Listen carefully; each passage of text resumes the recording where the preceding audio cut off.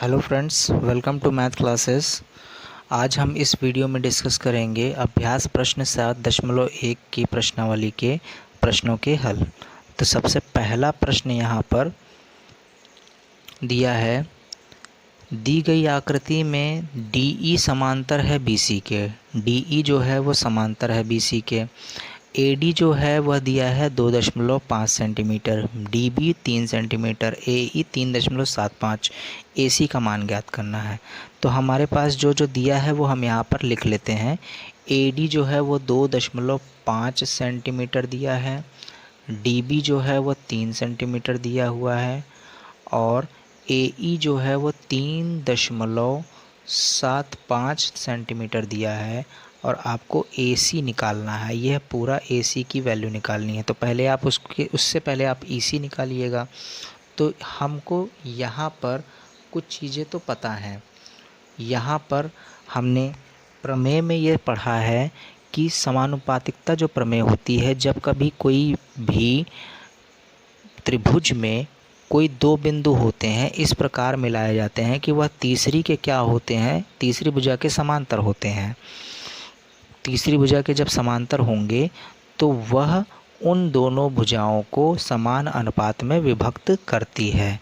यह इसका स्टेटमेंट होगा। तो हम यहाँ पर लिखेंगे क्या, सबसे पहले दिया है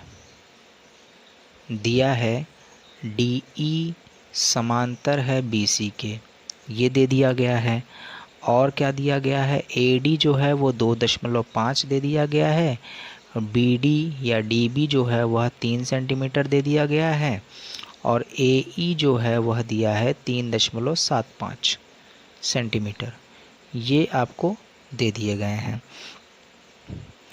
अब हम यहाँ पर लिखेंगे सिंपल सी भाषा में कि यहाँ पर DE जो है वह समांतर है BC के, क्योंकि DE समांतर है BC के, अतः थेल्स प्रमेय से, इसको हम थेल्स प्रमेय भी बोलते हैं, समानुपातिकता प्रमेय भी बोलते हैं और आधारभूत समानुपातिकता भी प्रमेय भी बोला जाता है इसे। तो थेल्स प्रमेय से क्या होगा, इन भुजाओं का अनुपात आपस में क्या होगा, बराबर होगा। मतलब AD अपॉन में DB बराबर होगा AE अपॉन में EC, इसके बराबर होगा। तो AD की वैल्यू है 2.5, DB जो है वह 3 है, AE जो है वह 3.75 दिया है और EC आप निकाल लीजिए। निकालना तो खैर हमें AC है, लेकिन पहले EC निकाल लेते हैं तो आसानी से हम AC भी निकाल पाएंगे। तो इसको जब हम सॉल्व करते हैं तो EC पहले आप यहाँ पर तिर्यक गुणा कर लीजिए। 3.75 गुणे 3 बटे में 2.5 आप ये लिख सकते हो। अब इसमें पॉइंट से पॉइंट हटाइएगा, पॉइंट से पॉइंट हटा सकते हैं। तो यहाँ पर देखिए एक ज़ीरो बढ़ा करके पॉइंट से पॉइंट आप डायरेक्ट हटा सकते हो। तो यहाँ पर आ जाएगा एक प्रकार से 375 गुणे 3 बटे में 250। अब इसको आसानी से आप क्या कर सकते हो, डिवाइड कर सकते हो। तो इसको डिवाइड करते हैं, ये 5 से इसको विभाजित करेंगे तो यहाँ पर हो जाएगा 50 और इसको करेंगे 5 से तो 5 सते 35 और 5 25। फिर से इसको 5 से करेंगे तो 5 दहा 10 और ये हो जाएगा 15 पचे 75। फिर से इसको 5 से करेंगे तो 5 दूनी 10, 5 तिहाई 15। तो यहाँ पे आ जाएगा 3 त्रिका 9/2 EC, और EC अगर हम निकालना चाहें तो यहाँ आएगा 4.5 सेंटीमीटर EC आ गया। लेकिन हमें तो निकालना AC है, तो हम AC को क्या लिख सकते हैं, AE plus EC। AE plus EC करेंगे तो यहाँ पर हो जाएगा 3.75 प्लस 4.5। इन दोनों को आपस में हम जोड़ेंगे जब तो 5 ही आएगा, 5 और 7 हो जाएगा 12, 12 का 1 हासिल और 4 3 7 1 8, 8.25 इसका आंसर आ जाएगा AC का मान, ये होगा इसका आंसर। अगला प्रश्न है प्रश्न संख्या 2, जिसमें लिखा है दी गई आकृति में DE समांतर है BC के यदि AD जो है वह 1.7 सेंटीमीटर है, AB जो है वह 6.8 सेंटीमीटर है, AC जो है वह 9 सेंटीमीटर है, तो AE का मान ज्ञात करना है।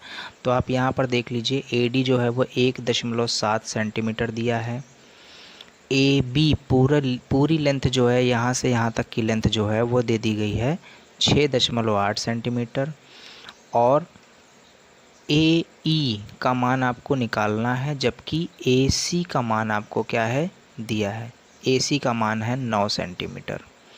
तो हम यहाँ पर दिया गया है वो आप लिख लीजिएगा, दिया है AD बराबर 1.7 सेंटीमीटर, AB बराबर है 6.8 सेंटीमीटर और AC बराबर है 9 सेंटीमीटर। और एक और चीज़ दी है DE समांतर है BC के। DE समांतर हो गया है जब BC के, तो हम यहाँ पर प्रमेय से हम लिख सकते हैं। तो यहाँ पर लिखेंगे क्या, समानुपातिकता, ये समानुपातिक प्रमेय से, समानुपातिक प्रमेय से यहाँ पर उसकी उप प्रमेय आप लगेगी यहाँ पर। तो यहाँ पर उप प्रमेय भी आप लिख सकते हो। उप प्रमेय, प्रमेय जो है समानुपातिक प्रमेय जो होती है वो AD/DB भुजाओं के अनुपात में होती है, और उप प्रमेय जो होगी वो AD/AB AE/AC के बराबर होगा। तो हम यहाँ पे लिखेंगे AD/AB वह बराबर होगा AE/AC के। अब AD है क्या, 1.7 है, AB कितना है 6.8 है, AE आपको निकालना ही है, और AC आपको दिया हुआ है 9। पॉइंट से पॉइंट हटा, 17 एकम 17 चौको 68, तो यहाँ पर ये आ जाएगा इतना। अब AE जो होगा वो 9 बटे कितना हो जाएगा, 4 हो जाएगा, 9/4। जब इसको हम सॉल्व करेंगे तो ये आएगा 2.25 सेंटीमीटर, ये इसका आंसर हो जाएगा। AE का मान ये आ जाएगा। प्रश्न संख्या 3 है, जिसमें लिखा है कि दो समान त्रिभुजों ABC तथा PQR का परिमाप क्रमशः 32 तथा 24 सेंटीमीटर है। यदि PQ बराबर 12 सेंटीमीटर है तो AB का मान ज्ञात कीजिए। तो इसमें हम यहाँ पर एक छोटा सा फिगर बना लेते हैं ABC के त्रिभुज का, और एक हम बना लेते हैं PQR त्रिभुज का, छोटा सा ही फिगर PQR त्रिभुज का। इन्होंने कहा है ABC का परिमाप 32 है, PQR का परिमाप 24 है, इसका परिमाप जो आ रहा है वह 32 आ रहा है, और इसका जो आ रहा है वह आ रहा है 24। ये परिमाप पहला है, पहले का परिमाप, और इसका भी यही परिमाप। तो इनमें ये कहा गया है कि इसका परिमाप दोनों दे दिया गया है। अब इनका कहना है कि PQ जो है अगर 12 है तो AB का मान आपको क्या करना है, निकालना है। तो हम इसमें सबसे पहले लिखेंगे क्या, वो लिखेंगे क्या, त्रिभुज के परिमापों का अनुपात त्रिभुज की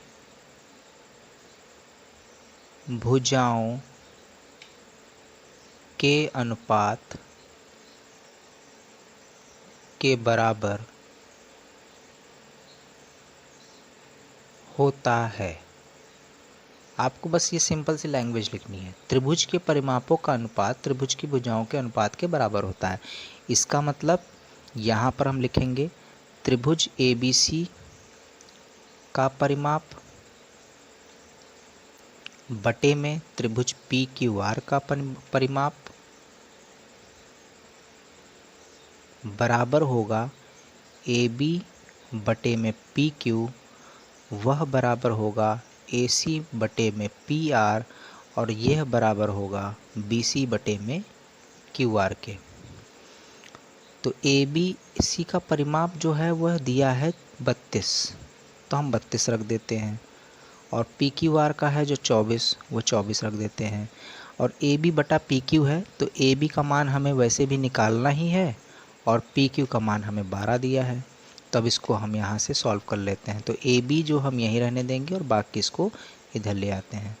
12 को जब इधर लेकर के आएंगे तो ये हो जाएगा 32 गुणे 12 बटा 24। 12 एकम 12, 12 दूना 24, 2 से कट करेंगे तो 16 आएगा। तो ए बी का मान जो है वह आ गया 16 सेंटीमीटर। यही इसका आंसर हो जाएगा।